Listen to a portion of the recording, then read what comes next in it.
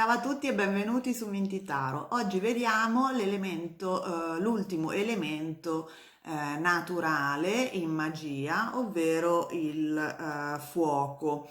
Se volete una panoramica degli elementi naturali e del loro uso nelle pratiche magiche, vi consiglio di vedere i video precedenti a questo, di cui posterò il link qui sopra. Intanto, per chi non mi conoscesse, sono Ales di Mintitaro e questa è Mirra, la mia partner di vita. E io sono una tarologa e cartomante, ma anche una coach specializzata in sviluppo intuitivo, nel senso che aiuto le persone a sviluppare, scoprire e ampliare i loro doni intuitivi per poterli utilizzare come una bussola, una guida interiore nella loro quotidianità. Per quanto riguarda l'elemento del fuoco, è l'elemento più rarefatto dei quattro elementi fisici, naturali. Partendo dalla terra, abbiamo infatti subito dopo l'acqua, poi l'aria e poi il fuoco. È il meno denso, quindi è anche il primo che è generato dal quinto elemento di cui parleremo in un prossimo video, ovvero l'etere. Ha una natura essenzialmente purificatrice, ma anche trasformativa, perché il fuoco, se pensate anche al suo corrispettivo fisico, è un elemento che distrugge e trasforma la materia che distrugge.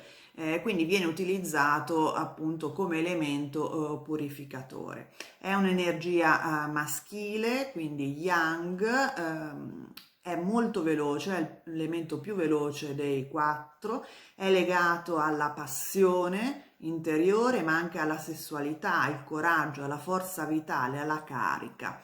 A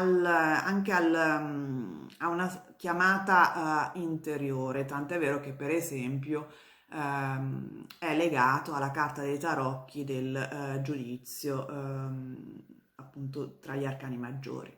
Se bilanciato, noi siamo in grado, sentiamo di essere allineati con la nostra missione di vita, ovvero viviamo una vita che è in linea con noi stessi, con la nostra anima, con la nostra natura.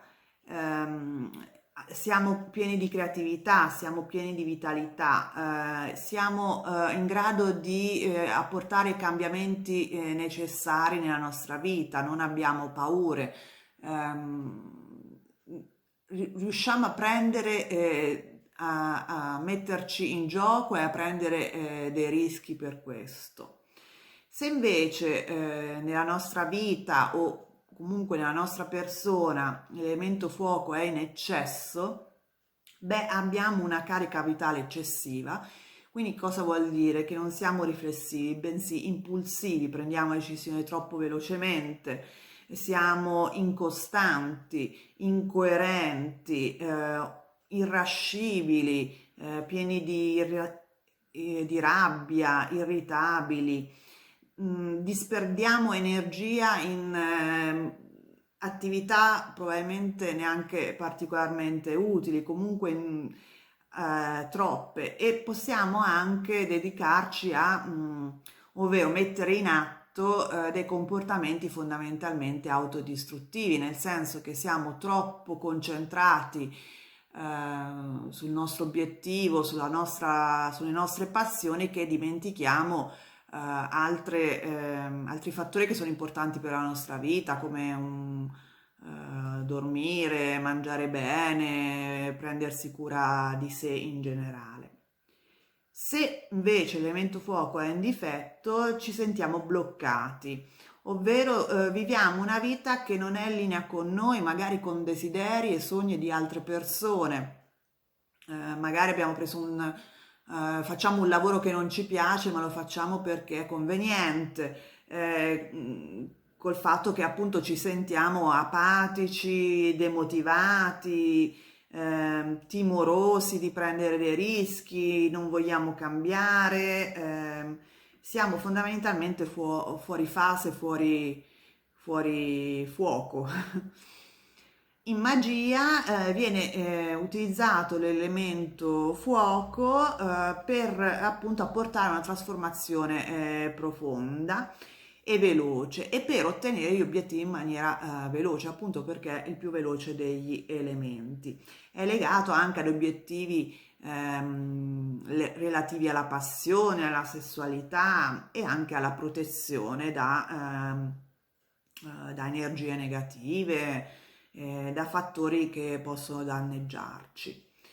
Come integrare in magia l'elemento fuoco? Beh, dunque la stagione più propizia per integrarlo nei nostri atti magici è l'estate, la direzione è il sud, quindi si può orientare l'altare, lo spazio sacro dove operiamo verso questa direzione, il sud. Il mezzogiorno è il momento della giornata migliore per evocare la forza dell'elemento fuoco. I colori sono il rosso e l'oro, per cui potremmo utilizzare dei simboli, degli oggetti di questo colore, oppure coprire l'altare con una sciarpa, un foulard di questi colori. Vanno bene come simboli tutti oggetti rossi, anche le candele di questo colore, erbe eccitanti come il caffè, il tè, il ginger,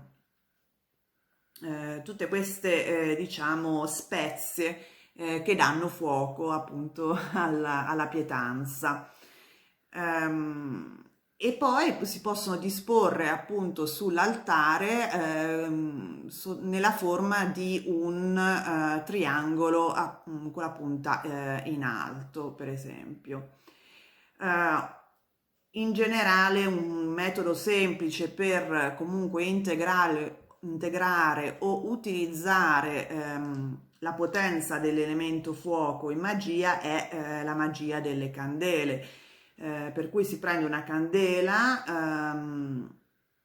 del colore relativo all'obiettivo, altrimenti appunto rossa o oro, in cui si brucia un foglietto dove sia stata scritta la nostra intenzione. In questo modo si emana, si disperde la nostra intenzione nell'universo attraverso appunto l'elemento fuoco. Quindi arriverà a noi la realizzazione del nostro desiderio, del nostro obiettivo in maniera veloce e repentina, appunto, perché utilizziamo appunto la forza dell'elemento fuoco. Ovviamente non dimenticatevi di tra gli oggetti che possono appunto richiamare la potenza del fuoco nell'atto magico, utilizzare le carte dei tarocchi. In questo caso, per esempio, va benissimo prendere l'asso di bastoni. Bene, spero che questo video vi sia stato utile.